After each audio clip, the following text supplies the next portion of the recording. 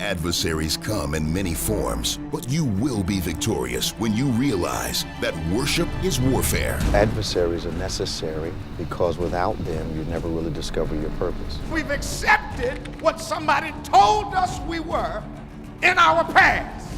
So our past is sabotaging our ability to hear instruction.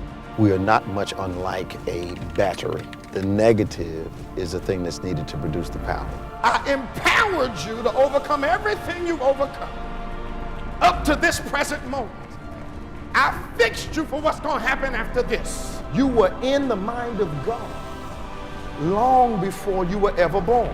You are not alone in your battle. God has your back because worship is warfare. Put these 4 messages in your arsenal today on CD or DVD. Equip yourself by visiting our website or by calling 1-800-591-8480. It's now easier than ever to stay connected with David G. Evans and the Bethany Baptist Church family. Follow the ministry and rejoice in all that God is doing by following us on Facebook, Twitter, Instagram, and YouTube. On Facebook, you'll be up to date on the latest happenings. You can watch our Sunday services on Facebook Live at 8 and 11 a.m. Eastern. Here comes the power. Hallelujah. Words of wisdom and encouragement can be found on Twitter, and you'll get up to the minute sermon points as they happen in our weekly worship services. Follow us on Instagram and be blessed by the inspirational and special moments that are highlighted each week, and meet the people who are the heart of our ministry. And if it's video you want, subscribe to the Bethany Baptist Church channel on YouTube. See the celebrations, the special events, and the many, many people who are helping to transform lives one at a time. Stay connected with David G. Evans on Facebook, Twitter, Instagram, and YouTube, and become a member of our broadcast family today. What if you could make one decision to unleash everything great in your life? Would you do it? Would you say yes? Aren't you tired of your relationships, your health, and so much more suffering because you lack the truth you need to change? The life you desire is within your reach. You can achieve all the success, happiness, and prosperity you deserve by simply learning the secrets that lead to real personal transformation. Change is hard, but not impossible. You just have to make one radical decision to get real. And there's no better authority on the real steps to change than David G. Evans. Some men trust in chariots. Some men trust in horses. But we will trust in the Lord. David G. Evans is leading the charge to bring you the power to change your life. He is committed to the mission of helping you transform and become a person of power, and it starts with his all-new system to change your situation. At the centerpiece of this life-altering collection is David Evans' groundbreaking training course. From ridiculous to radical to real, this means war. In this series, you will discover the steps to change. This series includes 2 powerful messages, each on winning the battle in your mind and cultivating a language of faith. That's 4 messages, 4 power-filled hours of material. If you want a better marriage, this series has the answers. If you want to achieve financial independence God's way, the secrets in this series will empower you to make it happen. If you want a life of power, anointing, and influence, this series will show you how to get it, and there's more.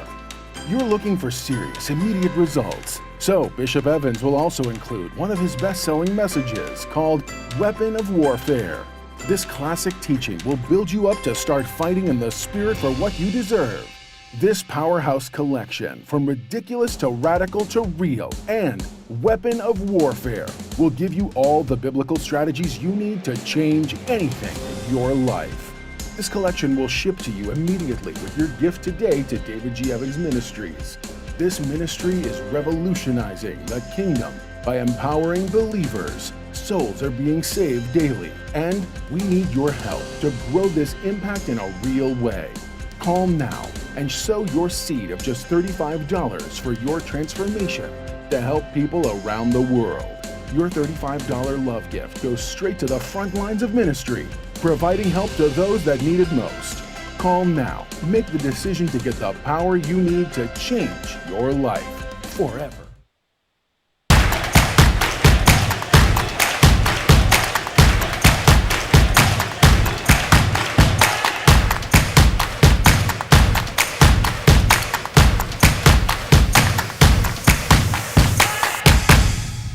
Well, praise the Lord, everybody. Welcome to OnPointe, the #1 Saturday morning Christian-based call-in talk show in America, live every Saturday morning from 9 a.m. to 10 a.m. on any smart device worldwide at David G. Evans 1. We're so glad to have you join us today, and of course, joining me is my world-famous co-host, Reverend Nicholas Smith, as we are about to endeavor once again on having a conversation with you, always from a Kingdom of God perspective, but relevant to all of the things that are going on, the events that are happening, that are significant and are impacting to you, your region, the nation, and the world. Such an honor to have you join us. You can give us a call at 866-743-8267. That's 866-743-8267, 866-74-EVANS. That's toll free, worldwide.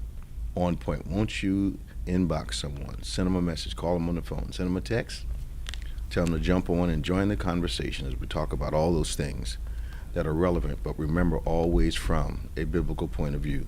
So we have some of the most intelligent, erudite, informed callers in the nation, in the world actually, and we're glad you're going to be a part of our OnPointe family today. What's happening, Pastor Nick? How you doing? I'm doing good. It's You all cold right? outside, man. Man, yeah, 28. I know we're going to get a call today from Florida, at least two. And one of the calls will be sympathetic and the other call will be shade. Yeah. Because I think Florida, probably the only state that's actually pretty warm right now. Were they in the 50s and 60s? They're like in the 50s, 60s. One was in 70s. Wow. Louisiana, they showed had ice. I mean, like ice, not like. I got to call my boys down there and see how they doing. They're not used to that. Yeah, it looked like it was a video from the bayou, that part. Did it? Yeah, like all the It was all trees hanging, had the moss ice. was hanging? Yeah, everything. Ice like hanging off the trees. It was Yeah, I got to call those guys. I got a call from Blake's yesterday. I got to call him back. Oh, my goodness. it's something to see. Yeah, and Texas is just not used to this stuff. Nah. But they weren't ready for it. But there's a reason for that. They had time to get ready. And I was really, I wonder, and I'm always looking at things in an abstract way. Do you think that Ted Cruz was able to go on vacation because he no longer cares about how it looks? Because all he's got to do is explain something, and the people that are supporting him will largely support him. But I would be just a little more concerned because he barely beat O'Rourke. Yep. Mm-hmm. I mean, barely. Yep. And for him to, the visual of him just leaving town. Yep. It would be like, I remember when we had the flood here. Yes. Yep. It would be like me coming by, seeing what was going on, waving you guys, and then going to the airport, getting on a plane. That's my thing. I had somebody tell me, well, he couldn't do nothing about it. Well, part of leadership is being present. Is being there. Even if you can't do anything at the moment. And things go better. If he has the influence that he purports to have, there are strings he could pull, buttons he could press. Mm-hmm. If he's as nationally authoritative as people say, there are things he could do that other people couldn't do. Yep. Look, if OAC can raise $2 million from New York, For somebody that hates her, and she's going to travel down there, somebody that tried to have her killed a couple weeks ago. Thank you. But I think he's trying to still appeal to that Texas Republican base. Where he thinks he's Trump, he can do whatever he wants, and they're still going to vote for him. Yeah, but they cold, outdoors, dying, no food, no heat. And here's the thing. He made the mistake of saying, his house had power. I'm sure it did. I remember serving out on an unnamed commission, and during those 7 or 8 years, they made sure that my streets were plowed. And I don't mean piled up in front of your driveway. I mean cleaned out in front of my driveway. I'm sure. For 8 years, man. They, they were like, "Don't worry about it. We got you." Yeah. Well, the one mayor, I forgot to put it on there. He did you see he resigned because he sent out a message to everybody saying, basically, man up. Literally. To the people in Texas? To the people. He's a mayor in Texas, a small town in Texas. He basically was saying, survival of the fittest. Y'all better man up, deal with this, stop complaining, and looking for us. Now y'all voted me. No, in. he didn't do that. Let me find the exact quote. And he's no longer the mayor. Colorado City. He tweeted this out. Maybe where's it at? What party was he from? Oh, it's Republican, of course. Yeah. Yeah. One of the conversations that my Republican friends and I have a lot is that I asked them, is it true? I said, is the perception that you all really don't care about people, is that a true perception? And they have a difficult time answering that because their action, what they say and what they legislate really does contradict any real caring. But perhaps, like we've talked about, and this has happened to the body of Christ as well as people that are not saved, caring and loving are now concepts rather than activities. Yep. So it's enough to say my thoughts and prayers are with you, just don't expect me to do anything after that. It's just become unsettling to me that people don't know how to care. Yep. Yeah, he did. I'm not going to read this whole thing. Okay. But I'll just do a part of it. He starts it off, no one owes you or your family anything, nor is it the local government's responsibility to support you during times like this. Sink or swim, it's your choice. The city and county, along with power providers or any other service, owes you nothing. I'm sick and tired of people looking for a blank handout. If you don't have electricity, you step up and come up with a game plan to keep your family safe, warm and safe. And then it kind of goes a little long more about He that. panicked. Yeah. He didn't want, he didn't have, it sounds like he didn't have the mental reserve to deal with a crisis. And he goes on to say, I just saw this. I didn't see this whole text till right now. This is sadly a product of a socialist government where they feed people to believe that a few work and others will become dependent for handouts. There you go. That's that whole pull yourself up. Yep, there. Okay. None of us run a power supply to our houses. How am I going? When did the people get responsibility and accountability for how the power company operates? All you do is pay for power. So as a customer, you have a right to complain when service is interrupted. Absolutely. And here's what I don't like. So their power, your power at your house can go down for like 2 days. And I've never seen any refund checks in the mail. Nope, not at all. Not one bit. They still want their money. I had somebody tell me, I had a regular person tell me, well, they should have been more prepared. Who prepares for having 4 days of no power in single-digit temperatures? No one. No. How do you prepare for that? There's no way you can do that. That is, unfortunately, I've found that this is an American way of distancing yourself from the compassion you need for a situation. Yep. You know, it's like, you know how it is. You know, in the kingdom, a lot of times, you know, you hear Christians, not a lot of them here, but I remember when we first started pastoring, and we would help people that had disasters, and a different environment at the time. Sure. But, you know, and the church's responsibility is not to be a welfare agency, but the church's responsibility is to do what Jesus did, which was assist people. Yep. Most people don't realize that Rome probably had the first welfare system. So while Rome's help the people system was going on with basic things, Jesus comes along and supplements that with kingdom principles, and this is what the church can do. But I think a lot of times what happens, we get so, we become so unattached emotionally that instead of saying, how can we help? The first thing out of our mouths is, they should have had X, Y, Z. Yep. I mean, I talked to a guy that lives in Austin. Okay. I was chatting with him this week. Okay. Crazy thing, I was supposed to be in Dallas this week, but because of COVID. Yeah. But even if I was, I wouldn't have gotten. They would cancel most of the flights in there. Oh, yeah. But the hotels, the workers couldn't get to work. Okay. The seminar, the GM had to come out and serve the food because people couldn't get to work. So the attendees got there? Some of the attendees got there, especially some that lived in the area. Okay. They drove there. In this environment? Yeah. So in Austin, I got a friend from Austin. Okay. Chatting with him. He was out of his house for a few days. Okay. And he said it was bad down there. I'm sure. Again, if it wasn't for families and churches helping people, he said we'd be in trouble. Oh, We got some folk from Texas, so okay. Yeah, that'll be good. We're going to go to Kiefe from Lawnside, and then we got Kim calling us from Texas. You can give us a call here on OnPointe, the #1 Saturday morning Christian-based call-in talk show in America, live every Saturday morning from 9 a.m. to 10 a.m. at David G. Evans 1 on any smart device worldwide. And you can call us toll-free at 866-743-8267. That's 866-743-8267. We're going to Kiefe, and then we're going to Kim. Hey, Kiefe, how you doing, man? Good morning. I'm doing well, Bishop, and the Pastor Nick, how you both doing today? What's your comment this morning? Well, I was looking at my news feed on my phone, and I was thinking about how Texas is going through that power outage and stuff like that, and also just in the local area. And I'm saying to myself, especially with the person that you mentioned as governor.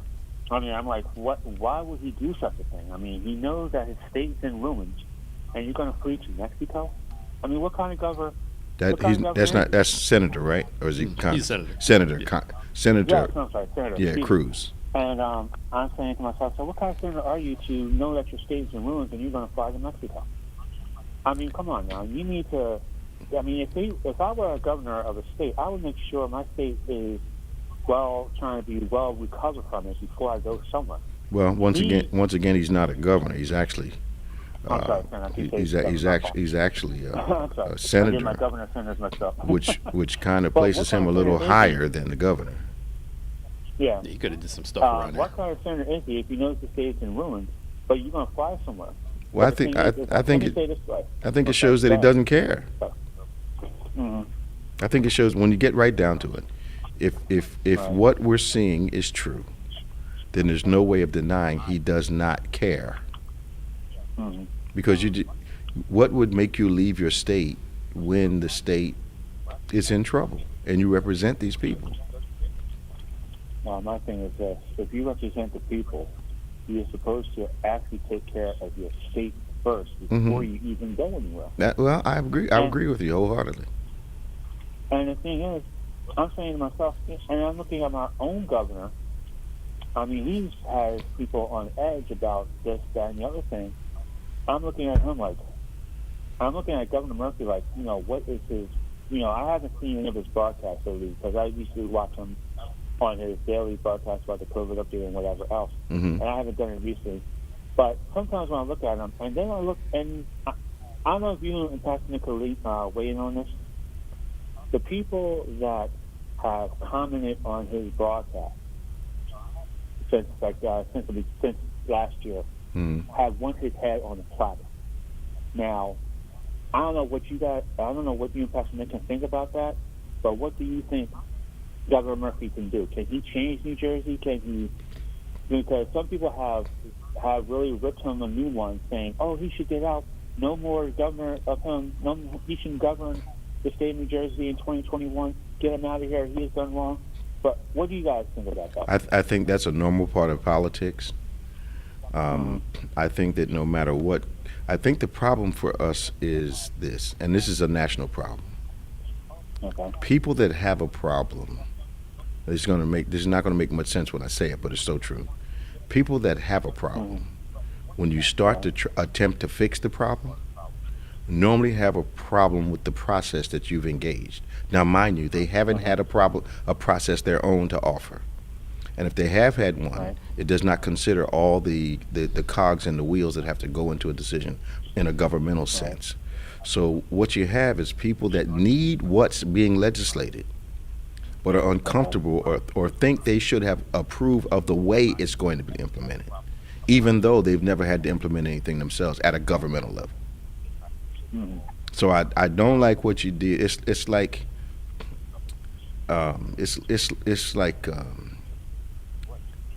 people complaining about a thing. You remedy the thing, and then they complain about the thing that they complained about because it no longer exists. It's just silly. Yeah. Kiefe, we got to go, man. Thank you so much for calling us again. Nope. Kim from Texas, and then Angela from Kentucky, 866-743-8267, 866-743-8267. Good morning, Kim. Good morning. How are you doing? Well, we trying to find out how you doing, girl. Well, right now we are doing really good. We do have power. Our power went out early in the early hours of Monday morning and didn't come back on until just before 11 o'clock Thursday night. Wow. So in between those days, we had about 30 minutes in total of power. But by the grace of God, we were able to keep warm and, and survive it all. So now when the power went down, of course, that means you couldn't cook anything either, right?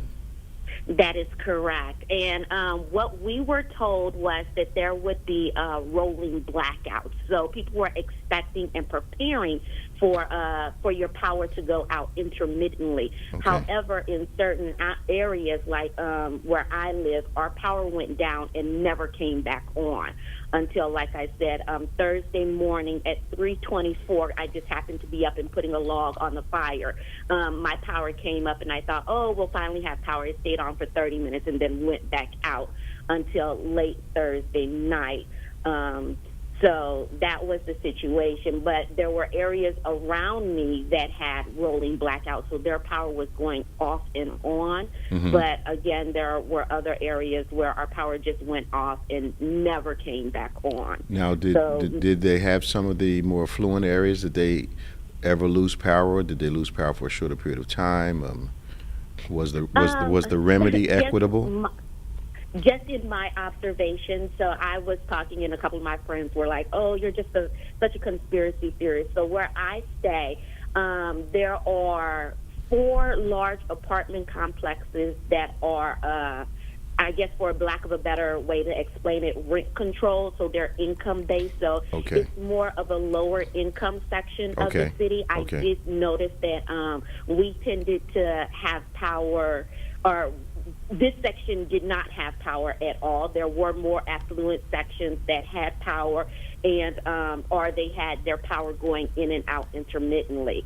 When we were checking the website, I do know that we were one of the last areas to get our power turned back on. Mm-hmm. So all around us, we could see lights, and we were like the single dark spot left in the city. So we were the last to get our power back on. But like I say, in the area I stay in, right across the street from me, there are 3 rent-controlled apartment complexes, and then next to me is 1 rent-controlled apartment complex. So it's just my thought that was one of the reasons why our power was out, and now the water has been turned off. So our water has been turned off by the city to address water main breaks, and for the city they have 2 watering stations where you can bring your own containers to get water. However, it was open yesterday from 1 to 4, so you can imagine how long the line was. Just 1 to 4? It looked like a third world country. They were in lines like a third world country to get water out of like this, the little siphon thing. Yeah. It looked like a third world country with people lined up. They were going to a well? Yeah, that's what it really looked like. Literally.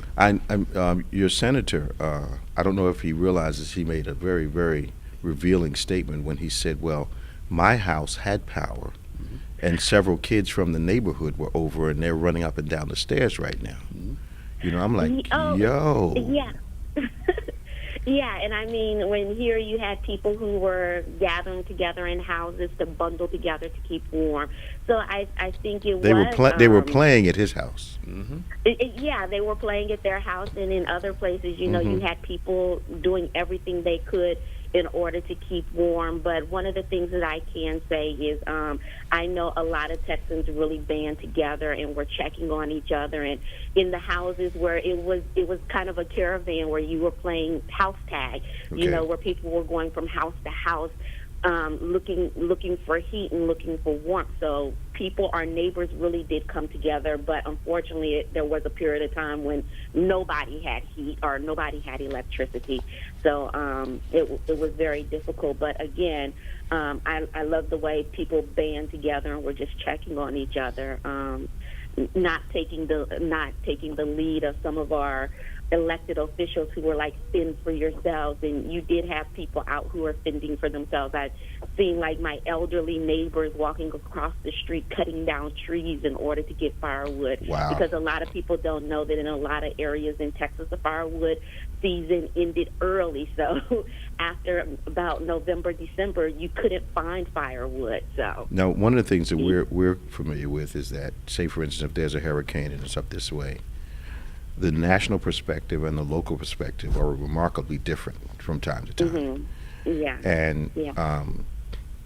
what on the ground level there do you all believe the cause was? Because it's hard for me to think that simply cold weather could shut down just everything. We have some people in the comments that live in Texas. Yeah. They're saying that the power companies refuse to winterize all their buildings and all of their stuff to get power to people. Wow. That is true, and that was Yeah, what they didn't were want to pay the telling us, money. that they did not winterize. They weren't Wow. prepared, Yep. and so they weren't prepared for the weather. So a lot of the natural gas, and I like one of the things that has been brought out is how here they're blaming, I believe it's AOC and her Green Deal that has not even gone. Right. into Nothing to effect do yet. with that. Nothing to do with it. Yeah, or the wind power, which they say produces less than 12% of the electricity. that in didn't this cause the area. problem. You That's- know that yeah. those turbines froze, but it was the Yeah, natural no, gas that no. everybody has been looking forward No, to, yeah. and all of those things that just because their lack of wanting oversight and updating plants and all of that did not allow them in the cold weather to be able to pump that electricity. But not only that, Texas does not have reserve electricity because You guys are disconnected from the rest of the country, They're right? deregulated from every. Yep. You guys are the only state in the country that doesn't have a cooperating agreement with surrounding states as it relates to power. True, yes. And so, again, one of the other things is, that we were told that they were turning off power in order to kind of conserve energy. So all of this wasn't just because cold weather knocked power out. And I feel like that's a different thing if power lines went down because of cold weather or whatever. But when your government or your electricity company decides that, hey, you're using too much power and we want to conserve it, then we're going to turn power off in some sections. The other thing that I found interesting was they let you know what grids they were going to turn off and they weren't going to turn off. Really? So, again, that just lets me know that you were able to select populations that you decided to turn power off, because they were like, if you lived on the same grid with a hospital, which fortunately my sister does, they did not turn your power off. Her power and water were never interrupted. Or if you lived close to a fire station or a police station, because you needed those emergency services, those powers were never turned off. However, in a very populated neighborhood, our power went off and stayed off for 4 days. Well, wait a minute. So, I might be a little slow on the uptake this morning. Thank you, Kim. We got to let you go, okay? Talk to you soon. all right, no problem. Thank you. Bye-bye. So what would be the reason that you would turn one area off and leave the other one on, other than critical nature of the services they were rendering? But if you can leave it on for some, why not leave it on for most? I think this is where she said there's no reserves in there. And the fact that they don't, like you said, they don't have any other states supporting their system. I think that's why you have so many natural gas millionaires and billionaires in Texas, because everything's consolidated to that one state. So you only got to go through a certain, like they say, Jerry Jones. It's not regulated. It's not regulated. Yeah. Jerry Jones is probably making some crazy money now because he made all his money off of gas, Right. oil, and all that stuff. Right. And I don't know if you saw, some people are getting electric bills of $8,000 For what? because that half hour that she talked about, or 45 minutes of getting electricity, Right. because there's not that much electricity there, they're charging them these astronomical They prices. jacked it up. They jacked the prices up. People are getting $4,000 for 1 day. For 1 day. 1 day, $4,000. And they're like, how you go from a bill being $100 1 month to $4,000 to $8,000?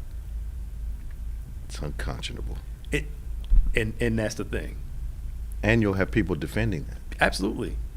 I mean, so you got people. So is the utility company Independently owned also. I understand it's a nonprofit organization. I think that's how they work it out somehow. Okay. It's like you said. It's not regulated. It's completely deregulated. It's the okay. That's despicable. It is. Let's go to Angela in Kentucky. Hey, Angie, how you doing? Good morning, Bishop Evans. Good morning, Pastor Nick. morning. How are you guys doing? We're doing fine. How are you down in Kentucky? Snowed in, cabin fever, but I'm blessed and highly favored. She said snowed in and cabin fever. This week your pass. Oh, girl. Wow. I have a question for you guys this morning. I did catch a Wednesday night broadcast Yes, ma'am. about the power of suffering. Yes, sir. Power. Yes, ma'am. Very, very powerful, and something we all needed to be reminded of. Yeah. What are your thoughts on the vaccination and how it's being distributed to the African American community? And do either one of you plan on taking the vaccination within the next few months? Well, we are suggesting that our people take it. We also are now looking into becoming a vaccination center. We're also going to have a panel or two online with physicians and healthcare workers to let people know the efficacy. And also we know people that have had it and they're doing fine. I think the misconception is this. In the past, when we got a vaccination, quote unquote, they injected some of what would make you sick into your body. Right. With this, there is none of that. This is an entirely different system, entirely different way. So they're not injecting COVID-19 into you like they would every year when you go to get a flu shot. They give you a little bit, enough to activate your immune system, and then you're okay for until the next flu season. So I think we're going to make sure we have some good information, good conversation. We're going to become, hopefully, it's in the works now, we're going to become a vaccination center. So that will be a very public statement as to how we feel about the efficacy and the safety of the vaccine. Did you hear that Johnson & Johnson has a vaccination in trials that's just one dosage versus two?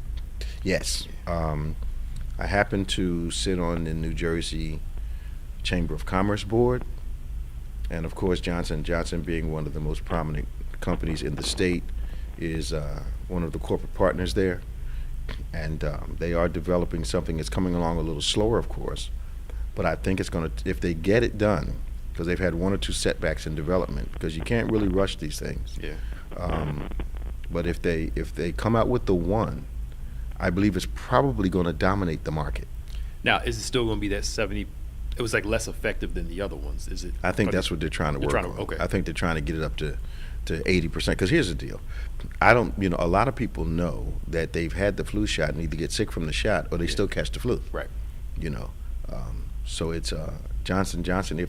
I believe the convenience of it in America. Yeah. Well, it's going to. It's going to make it. And if it has any efficacy as it relates to the variants, because I understand there's 7 of them now. Yeah, there's a few of them. Yeah. But that's the nature of this bug. So I believe that where we are is we're going to do what we can to promote the safety and of the vaccine, and we're also going to become a place where hopefully thousands of people will be able to get their vaccinations. Yeah. So have both of you been vaccinated? I have. Pastor Nick has. Yeah. I haven't yet. And to remind people with the vaccination too, the vaccination doesn't mean you won't get COVID. It means that you're going to have the less side effects. Yeah. And the other thing too is they say the first 7 to 11 days, the people that got the vaccine that caught COVID, I think what they did was they got the vaccination, thought they were cool, and went crazy. They say the first 11 days is the easiest day for you to catch it because your immune system isn't there yet. It's fighting. Yeah, it's fighting. Yeah. So it doesn't mean you go out and just not wear your mask and live it up. Yeah, so even after getting the vaccination, you still do the distancing and the you have to. You have to because the according to what the doctors are telling us, and we have a couple of infectious disease doctors that we know very well. The variant is an issue. And just like anything else, you have to get a flu vaccine every year. Yeah. Why? Because evidently your immunity does not stay up to par, and secondarily, the flu virus, kind of changes itself every year. So, no vaccine for a virus, I believe, is 100%, because they vary it every season. So I think for this, we'll have a fundamental foundational thing going on. Yeah.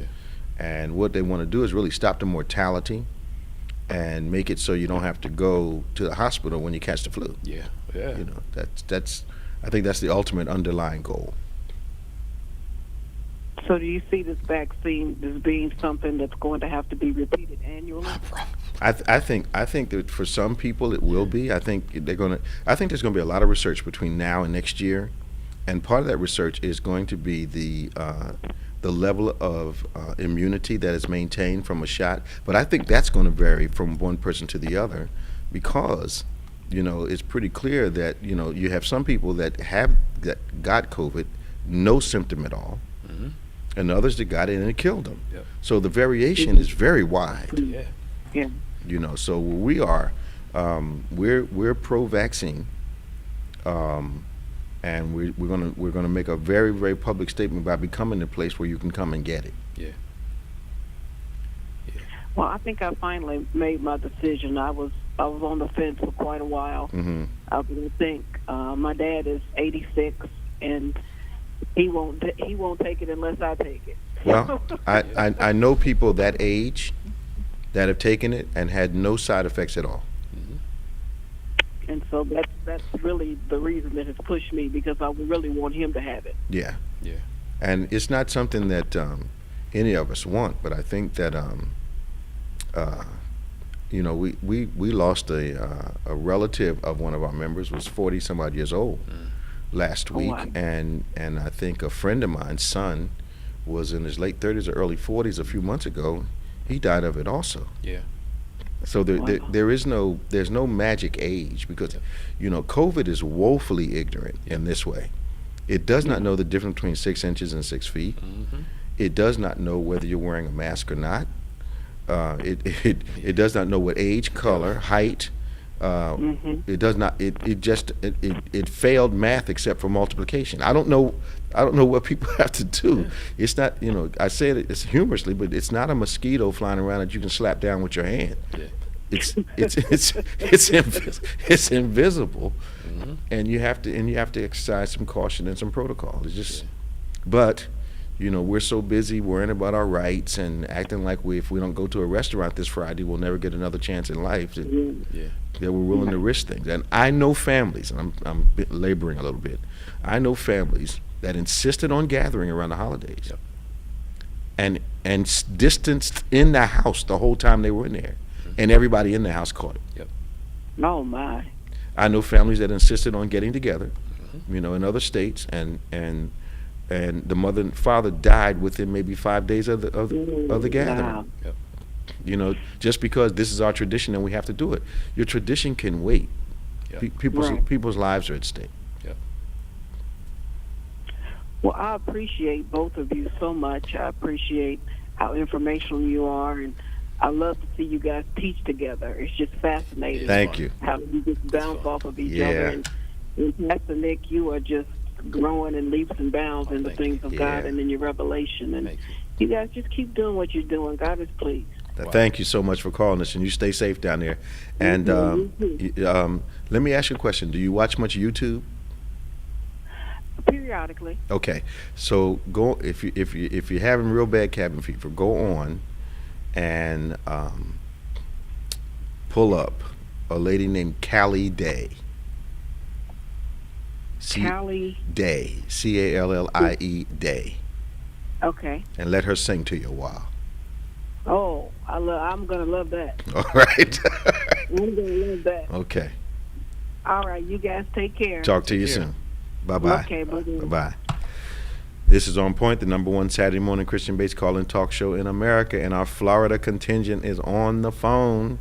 You can call us at 866-743-8267, 866-743-8267. We're going to be going to Tom and then we're going to Danny after that. Both of them calling us from warmer climes, and we know we'll get some sympathy from Tom.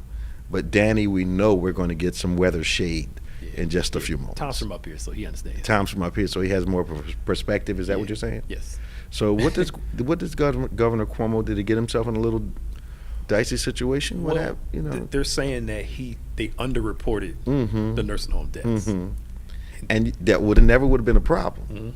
But they say he went off on a guy. Yeah, he started threatening people. Yeah, he said, I'm gonna mess up your career if you don't do what I say, and then nobody would have known anything. Yeah, just leave it. It's such hot heads. I know. Such hot heads. But when you used to get in your way, yeah, you kind of you get in your bubble. Now I don't understand. Was Manafort ever facing any charges in New York?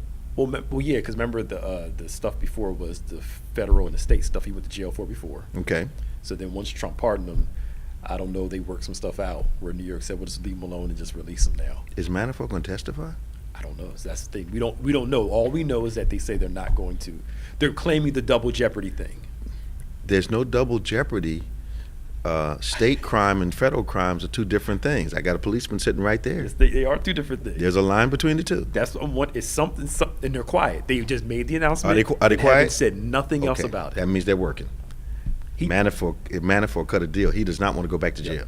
And New York will send him back to jail. It was out for one day. They're not going to charge him. They're releasing him. Haven't said nothing since. He's going to testify. Can you imagine being in jail? Number one, the president letting him sit in jail that long. Yep. And 5 minutes is too long. But he was in for what? Probably almost a year and some change, right? Okay, so he's in jail. He gets out. And New York says, we're about to send your hips back to jail. Yep. And he says, what can we talk about? Trying to tell you something. I don't know. We'll see what happens. Trying to tell you something. If you're supposed to go to jail and you don't go to jail, they don't just give you a get out of jail free card like that. No. Yeah, they claim it was because of virus concerns. We got a deal. But we'll see what happens. Yeah, we got some virus concerns out here. Okay.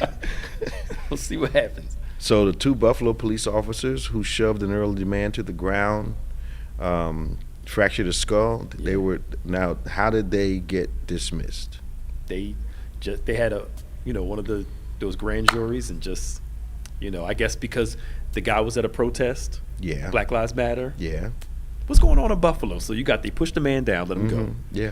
The little girl, 9 years old. Yeah. They told her stop acting like a child. She said, I am a child. Yeah. I'm like, what? You know what disgruntled, what gets me? This is the thing that Dr. King thing I told you about. Okay. His biggest thing was him fighting in the South. When he went to Chicago to do work up there, he said the amount of racism and vitriol in the North actually hurt him more than the amount of racism in the South. Wow. Because I believe his expectation was, since so many blacks are moving north, it'd be better. And he found out it was just as bad. Yeah, and worse in some place. So I think, we always assume New York, Buffalo, New Jersey. I heard, I'm trying to think of this preacher's name. He said that King was actually more popular up north after he died than before he was killed. That people weren't really that into him from up north until after he was assassinated. He was the most hated man in the whole country. You mind if I just rant? Just go ahead, rant. Go ahead, rant. He starts working on bringing every race together on poverty. That's a problem. That's what made everybody so mad at him. Problem. Fred Hampton, Judas and Black Messiah. You study Fred Hampton? I didn't know this. He got the Black Panthers, this proud white group, a Hispanic group, in these gangs to come together against police brutality and poverty in Chicago, and they killed him for it. Wow. 21 years old. He was 21. Pulled all those groups together. Pulled all those groups together and said, yo. With opposing philosophies. Yep. Was able to do it. Able to do it. And they killed him because they said he's going to overturn our way of doing things. Where'd he live? In Chicago. In Southwest Chicago. That goes down like that all the time. Yeah. That river is a burial ground. Yep. Daley. Yeah, man. And Hoover. It was tough politics back in those days. And it was all because he was trying to fight the poverty and police violence. No. Poverty is essential. How long ago did I say Poverty is a necessary element of capitalism. It is absolutely, without poverty, capitalism will not make it. And what I'm trying to get, what I hope these Trump supporters finally see, especially the poor ones. Yeah. We all in this together. Yes, sir. The only difference is you white, we're black. That's But right. we all are. Poor is poor. No money is no money. Yeah. And for we're doing pretty good. Yeah. But compared to those other people, Yeah. we broke Yeah. to them. Yeah. But I think they got us fighting each other, and we're missing the real problem, which is the oligarchical system that we live in. And I think people's perspective of other people's position is a mistake. I remember watching Larry King in an interview with Chris Rock. Yeah. And King says, you're doing pretty good. And Rock says, yeah, pretty good for me. He said, but if you woke up with my money in the morning, you'd need some medicine. Yep. Yeah. He was like, this thing it's relative. It is. And he brought it up. He said, in my neighborhood, he said, I live here, Mary J. Blige lives here, somebody else lives there. Wow. He said, you know who my neighbor is? A dentist. Wow. And his whole thing was, we're living in $1 million communities, and you got a dentist on my neighbor. We got to be celebrities to get these kind of houses. Absolutely. They're doctors, they're lawyers. Unbelievable. The inequality of.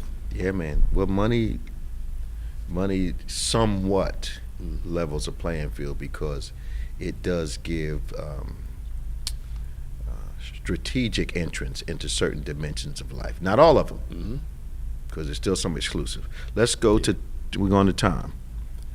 Hey, Tom, how you doing, man? Good morning, Bishop, Reverend Nick. Hey, man. Good to hear from you. How's things in Florida? A little chilly this morning, but it was nice and warm yesterday. Yeah, a little chilly this morning. Okay. Yeah, I had to put a sweater on to go out. You had to put a sweater on. Oh, man. Bishop, this thing in Texas never had to happen. Yep. I'm sure. The narrative was, when it first happened, it was because the Democrats had shoved solar and wind power down their throats. The problem being, they found out a day or two later, the gas companies couldn't supply the gas, the homes, things are freezing up. And the biggest problem is Texas is not on the grid, the national electrical grid. They opted out because they thought it was better for them, so they're not regulated. Wow. Yep. They've been trying to cessate from the union for a long time now.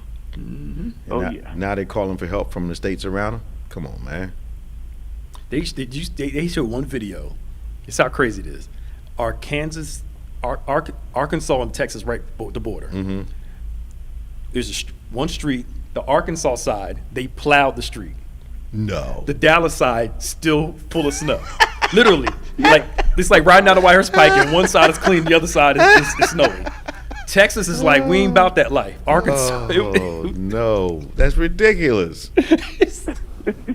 I'm like, what is going on down there? It's ridiculous, man. One other thing, too, Bishop. Down here, our governor in Florida. Do you still have on the one? news, I couldn't believe what he said the other day. They were asking about these shots, which I'm getting mine Tuesday. Yeah. Thank the Lord. Yeah.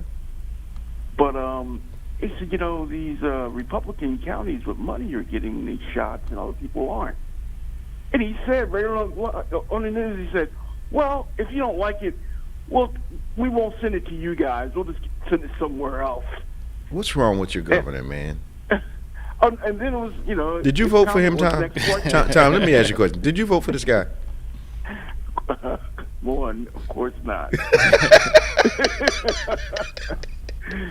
I'm kind of wondering, did you vote? I'm going to ask Danny the same question. Yeah. No. And it was a really close race. I was at the contain. I mean, I was out there. Did the minority vote? Did the minority vote come out like they should have? Yeah, it was really close. I mean, it was like 1%, 2%. It was a close race. It was right down to the wire. Because Florida, talking about a recount. Florida historically will manage a result. You know that, right? Oh yeah. Okay. But if they came out a little more in certain pockets, what's his name would have won? Oh yeah. The black. I think so. you know. Yeah. And they went after him. They made sure he can't run again.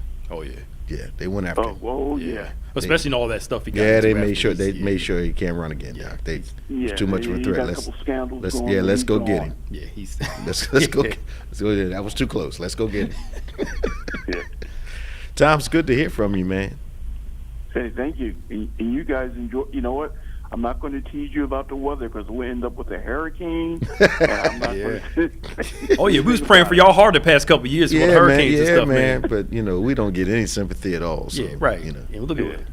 And he said, the only reason I'm not is because we might get a hurricane. Yeah. So it's not really coming from his heart. Yeah. Now Daniel, on the other hand, right.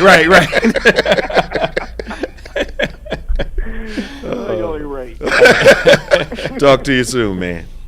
Take care. Bye-bye. 866-743-8267. 866-743-8267. Danny from Florida is next, and then the world-famous, world-renowned, Yes. intergalactically known diva from New York, Yes. Ava, is on the phone. Ava. Let's go to Danny on 3. Danny. Bishop, good morning. How you doing, Bishop? How you doing, man? You all right? All right. Yeah, Pastor Nick, staff, how y'all doing today? How's my sister doing down there? Yeah, pretty good, but I've given instructions, do not bother Bishop, so...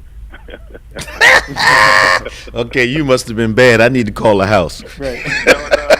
No, you gave me a warning last week, so I'm going to go ahead and play it safe, but I did get my grass, going last week, so I have to finish up this week. But You cutting grass? Yeah, but with all sincerity, that was pretty smooth. That was- wasn't he it? That's threw- he pretty- threw it in there He's real been fast. he's been a little bit more skillful now. Yeah. I cut my grass this Right, week. yeah, Okay. We can't even see our grass. Yeah. If you're going on the beach, you're going to have to take a sweater. Oh.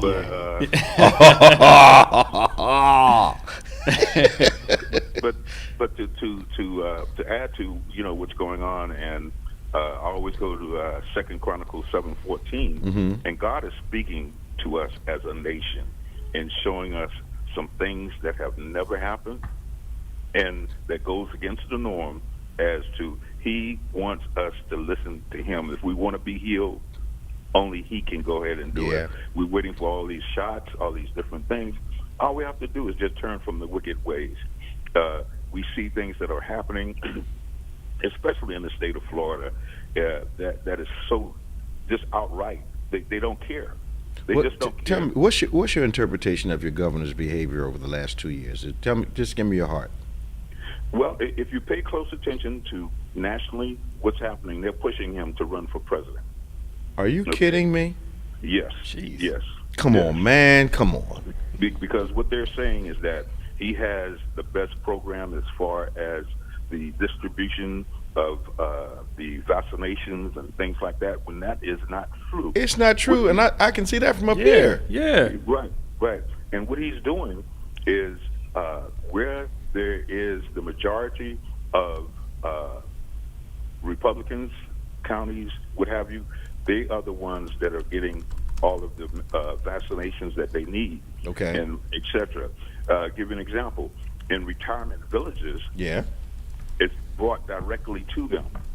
Okay. And I was so glad when you just announced, when you said that you're going to make it available, you're going to list Bethany as a place where the parishioners can come and they won't have to go out of the way.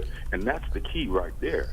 And they come here in Florida directly to the retirement village or retirement area, and they bring it directly there. They don't have to travel outside of there. Well, that makes sense. That makes sense. Got to, whoever thought that up, which probably wasn't the governor, but someone on his staff probably thought that up. But that's a good idea. Don't make them travel. Take it to them. Here's the thing: the coordinator has retired for no reason. Really? Something is up. Either he doesn't want to get caught up into what is about to happen or what's going on, or he sees the policies are political. It has a William Barr kind of feel to it. Barr got out right before all this nonsense exploded. Yeah. And some people didn't just see what they call read the tea leaves. And like you said before, and I was thinking when you were said people being prepared and what have you, we know that hurricanes will come. Yeah. We know that. So we have to be prepared. So we always stay ready for a hurricane. But what is happening with the weather, where it's freezing in an area where you don't have fireplaces, in an area where you don't have firewood, in an area where you depend on electric or gas, what happens when that's shut off? Yeah. And you got, pipes bursting in the house. Did you see where? Yeah, I saw water just pouring down. And freezing. Exactly. We live up here in the cold. If it's 4 degrees up here and our power's out for 4 or 5 days, I don't know how well we would do. Yeah. I mean, that's cold. Yeah. When it's that cold in the house like it is outside. And we're a little more accustomed to cold weather than they are. That's a lot. Well, you remember last time I think we had power outage for real. What was it, 2 days for it? Lights were out for like 2 days. Oh, and we had that tornado that came through in the summertime. Yeah. And it was hot too. Yeah, it was hot, and it was it was very quiet. But you have to, and you realize how convenience has ruined your ability to live a very basic life. And you have to you have to make adjustments mentally. Yep. And just realize, you can't charge your phone, you can't charge your devices, you can't do this, you can't do that. There's no TV, you can't read for long unless it's daytime. And then it's so it was my friend down in Austin said that the grocery stores, most of them, have no food left in there. Yeah, I saw pictures of that. And some of them are only open for 5 hours a day. So,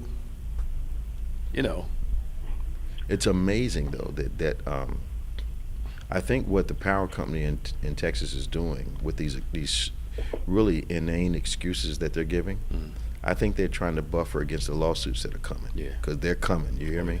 I believe it. And I think they're coming from people other than poor people too. Bishop, I just want to say one other thing before I get off the line, is that something that happened and something that you and Pastor Nick had taught on that we were listening to and that we were talking about at work, and that was Enoch. And we're still on that subject, talking about Enoch and having a close walk with God. Yeah. And we all came to the agreement. It's not us talking to God, but us listening to Him. Yep. I think that's a big problem. In both of our prayer series that we've taught on prayers in various formats over the years, one of the problems that I think that we have with prayer is that we talk a blue streak and don't give God a chance to respond, not understanding that prayer is a conversation. So if you're doing all the talking during the prayer, then and you haven't hesitated to get a response, right? You've had a monologue, not a dialogue. Dialogue, correct. Yep. And people wonder why didn't God speak to me? You didn't give him time to say anything. Jesus, amen. Yeah, you say amen, then you went right to sleep. God's nudging you, talking about, you mind if we talk some more? Right. It's just silly, man. How's my sister doing? She all right? Tremendously blessed, Bishop. Tremendously blessed. Please tell I asked for her, and tell her once again if she has any difficulty with you at all. Simply call the church. Okay. And Big Brother take care. Right. All right. Be safe now. Bye bye. Okay. God bless you all. God bless you too. We got about 2 minutes. Ava went away. Probably she didn't want to. She probably had more than 2 minutes worth of dialogue. Yeah. I'm sure. Yeah. I've never seen her say anything less than 2 minutes. By the time we finished doing the Eastern greeting to each other. Right. 2 minutes. You over. So, just a few things. Sports world. Naomi Osaka is stunning everybody. Yeah. I understand that she beat one of the Williams sisters, and she didn't take it that well. But I believe that a lot of athletes have been gifted with whatever gene that is, that they can play well into their age. Like Brady is playing right now, and Satchel Paige pitched as long as he did. Yeah. And Serena's really done well to have been playing as long as she has. I think the problem is, as you get older, your good game is not as spontaneous as it used to be. Okay. You know, if you watch the basketball players as they play, they turn it on at times, and then sometimes they pull the trigger and the bullet doesn't fire. Yeah. You know, it's just you know, and you don't know. It's like singers. You know, a singer really does not know what the voice will do until the singer opens his or her mouth. Yeah. And then all of a sudden, but it's just like with us preachers. I don't know what my voice is going to allow me to do until I actually start preaching. Yeah. And it says, you know, I'm not doing that today. Yeah. And then you try a couple times and say, I said I'm We ain't not doing doing that today. We ain't cooperating. Well, we get so you know, Osaka's coming up. How's our Facebook crowd saying? What they talking they're about? chiming in, especially on all the Texas stuff, man. Just Okay, we're going to do a little bit more conversation now. We want you to join us tomorrow, 8 a.m. And then we have our discussion from 9:45 to 10:45, and then of course 11 a.m. and then 6 p.m. with 10 times better. So the encounter worship at 8 o'clock, the encounter conversation from 9:45 to 10:45, 11 a.m. our second encounter service of the day, and then 6 p.m. 10 times better. We want you to join us. Subscribe to us at David G. Evans 1 and at BBC of NJ, and of course, stay strong, stay safe, and remember, faith acts like a thing is so, even when it's not so, that it might be so. God bless you, and I'll see you next week.